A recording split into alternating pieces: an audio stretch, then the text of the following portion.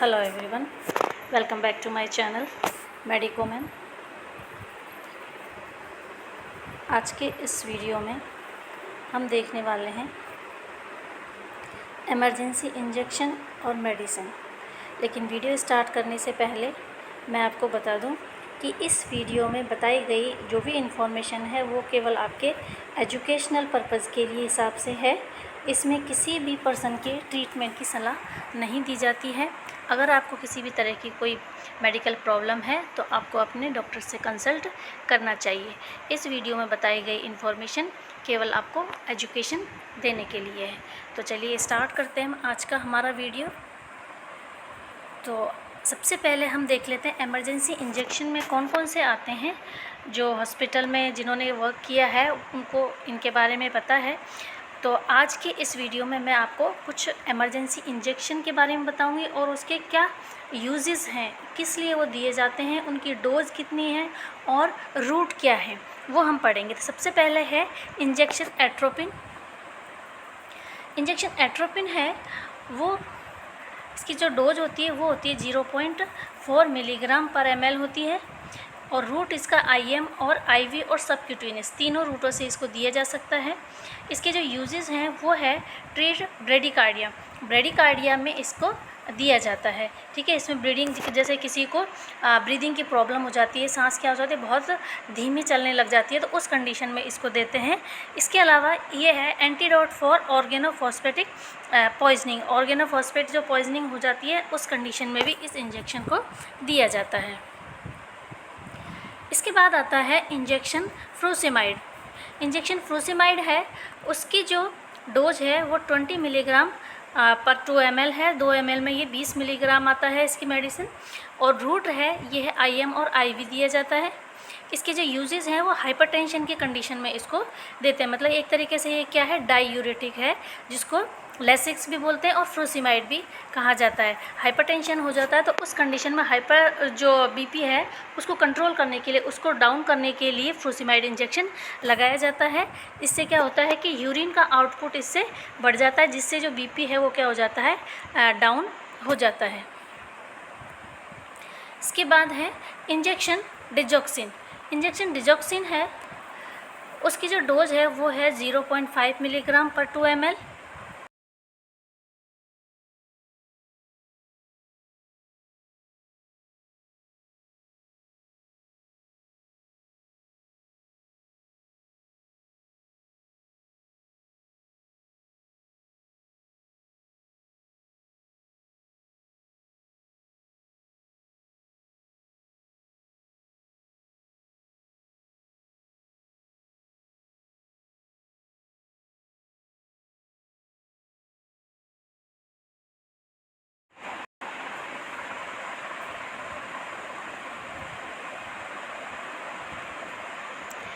इसके अलावा इसका जो रूट बताया मैंने वो है IV, केवल इसको IV रूट से ही दिया जाता है।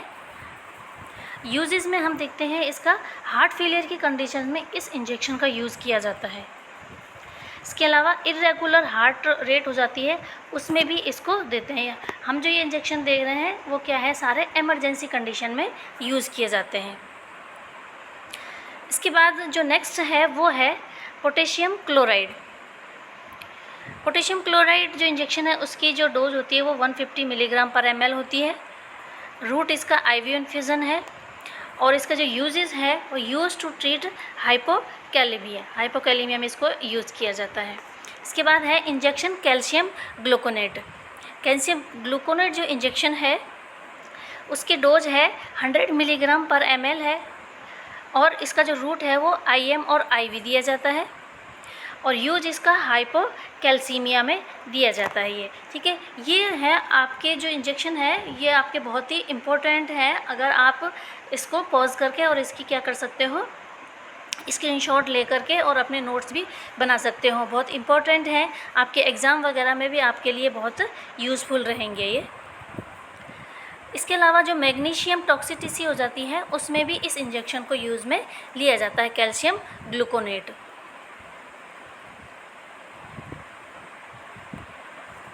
इसके बाद है जो नेक्स्ट इंजेक्शन है वो है injection soda by carbonate. Injection soda bicarbonate की जो डोज होती है वो होती है 75 मिलीग्राम पर ml। 1 ml में 75 मिलीग्राम इसकी डोज होती है। रूट इसका IV यूज़ होता है और यूज़ में अगर हम देखें तो इसका यूज़ होता है to treat hyperkalemia. Hyperkalemia की कंडीशन में इस सोडा बाइकार्बोनेट इंजेक्शन को यूज़ में लिया जाता है। इसके अलावा जो कोकीन है उसकी जो टॉक्सिसिटी हो जाती है उसमें भी इस इंजेक्शन का यूज़ में लिया जाता है। इसके बाद है इंजेक्शन फिनारामाइन या फिर एविल जिसको बोलते हैं। इसका रूट है IV और IM है। इसकी डोज है 0.3 मिलीग्राम पर kg बॉडी वेट के हिसाब से इसको दिया जाता है।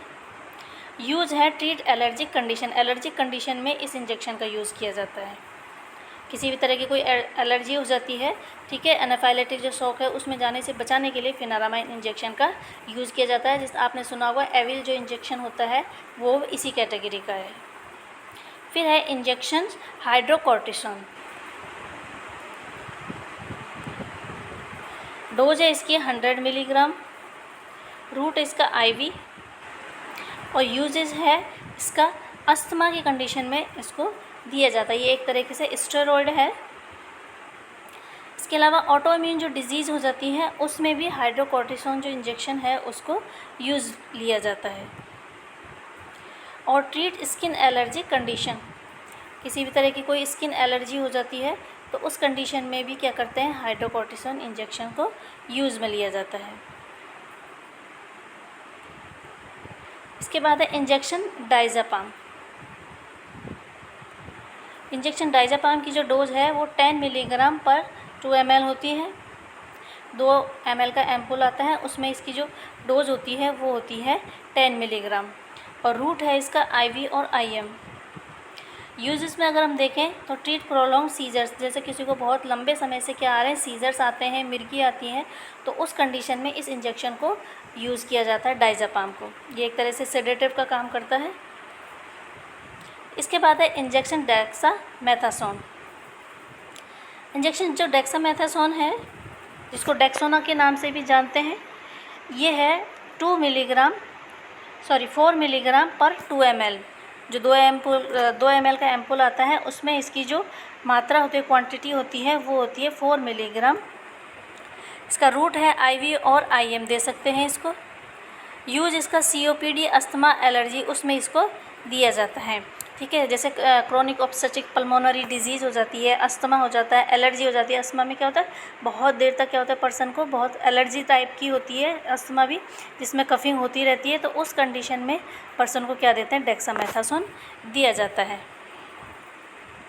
तो आज के इस वीडियो में मैंने आपको कुछ इम्पोर्टेंट जो इमरजेंसी इंजेक्शन थे उनके बारे में बताया। तो आज का वीडियो आपको कैसा लगा, और अगर आपको वीडियो पसंद आया है और लगता है आपको वीडियो बहुत ही नॉलेजेबल है हमारे लिए, तो वीडियो को लाइक शेयर करना नहीं भूलें। मिलती हूँ आपसे मैं अपनी नेक्स्ट वीडियो में। तब तक के लिए खुश रहिए। Take care. Thank you for watching my video.